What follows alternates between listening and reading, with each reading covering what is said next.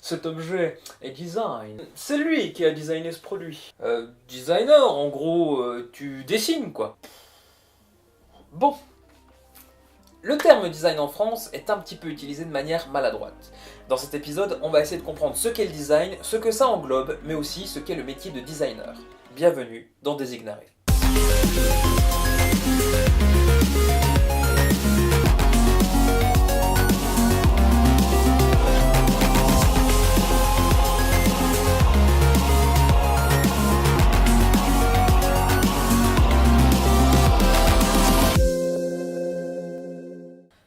Qu'est-ce que le design?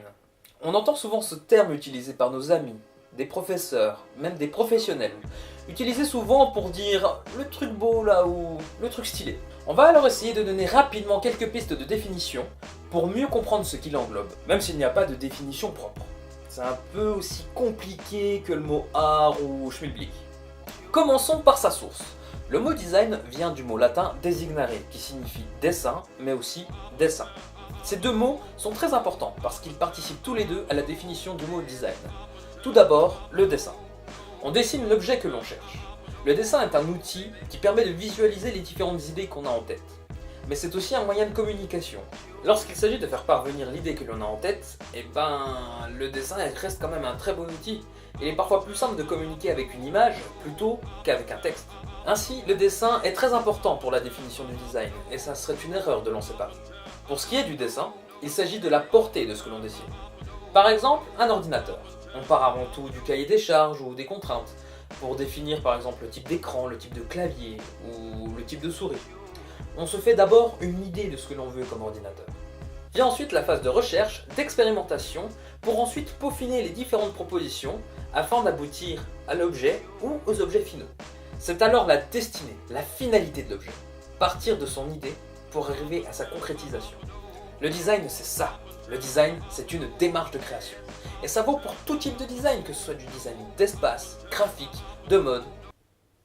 Par conséquent, le design n'est pas un adjectif pour désigner un objet attirant, joli, psartec le truc.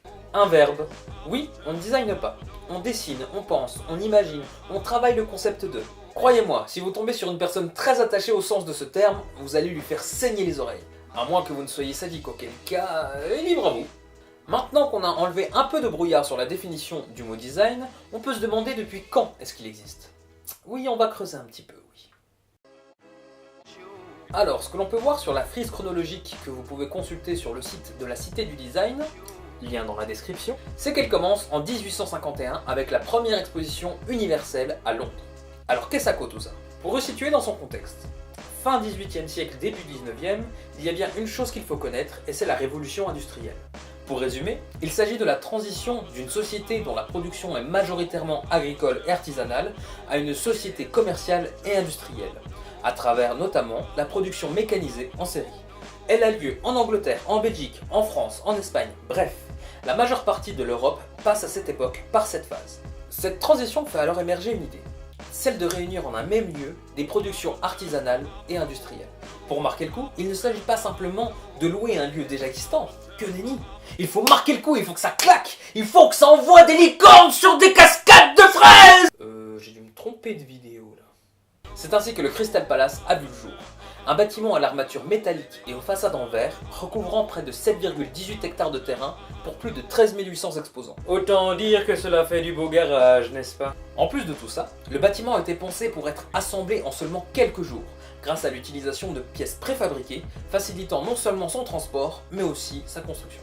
C'est alors un immense succès, et c'est devenu le point de commencement de ce que l'on appelle aujourd'hui le design.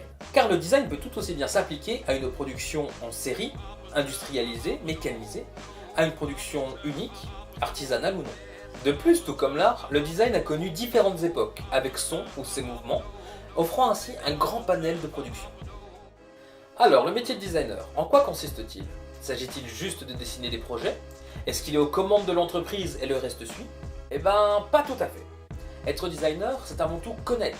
Et là, je vais parler surtout du métier de designer de produits, que ce soit des matériaux, des procédés de fabrication ou encore de la communication.